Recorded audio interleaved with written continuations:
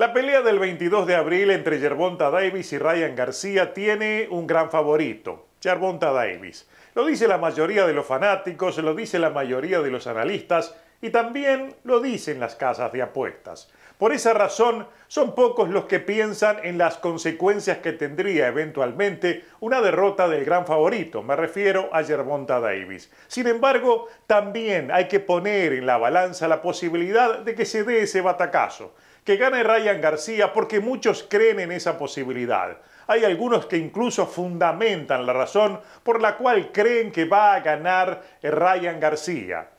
La cláusula de 10 libras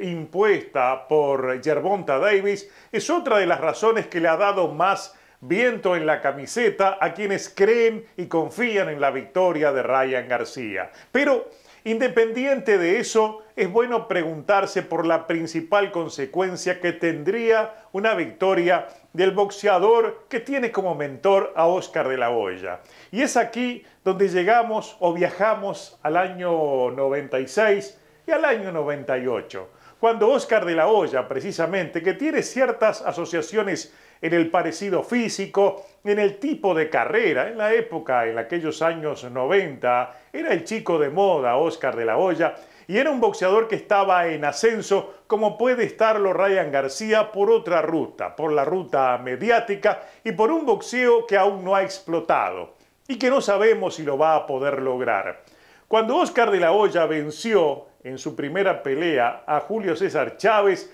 realmente tuvo la catapulta, tuvo el impulso necesario para llegar a las estrellas. Más allá de que era un boxeador conocido en la época, no había logrado todavía imponerse y transformarse en lo que fue posteriormente. La llave se la dio en su pelea número 100, precisamente Julio César Chávez, y en una pelea que, como lo dice la historia, no debió asumir, porque Julio César Chávez, como lo reconoció años después, él llegó con una herida, había sufrido una herida en un esparreo allí en un ojo que se abrió inmediatamente y que fue la que inevitablemente ayudó a una victoria por nocaut de un muy joven Oscar de la Hoya. En la época tenía 23 años. En la revancha, todos sabemos, en el año 98, una nueva victoria de un Oscar de la Hoya, incluso más consolidado como boxeador, ante un Chávez que ya estaba de salida del boxeo. Y claro,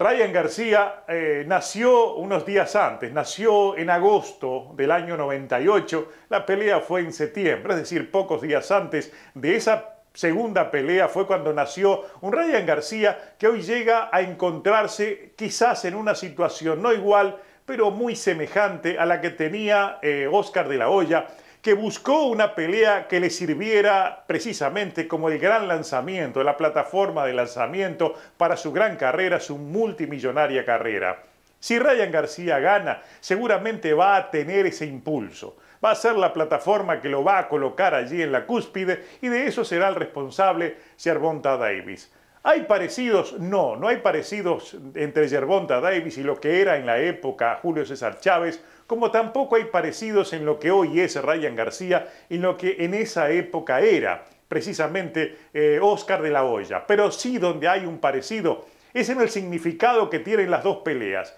Aquella de Oscar de la Hoya contra Julio César Chávez del 96 y esta de Ryan García, que tiene detrás de él, negociando y llevando la pelea adelante a Oscar de la Hoya contra Gervonta Davis. Un Gervonta Davis que no llega herido a la pelea, pero sí llega con inconvenientes. Primero con inconvenientes fuera del cuadrilátero que le van a quitar quizás concentración, que le pueden lastimar el enfoque. Y algo que el propio Gervonta Davis reconoció recientemente diciendo que él no era imbécil, porque las 10 libras ante un hombre que está creciendo, que está engrandeciéndose en términos físicos, que a la hora de la pelea puede llegar a pesar cerca de 160 libras, sería una locura que no exista algún freno precisamente a ese tipo de tamaño que evidentemente le impediría todo tipo de competencia, y esa es una de las razones por las que existe, por las cuales se llegó al pacto de peso. Pero es claro entonces de que hay algo que disminuye a Gervonta Davis, que también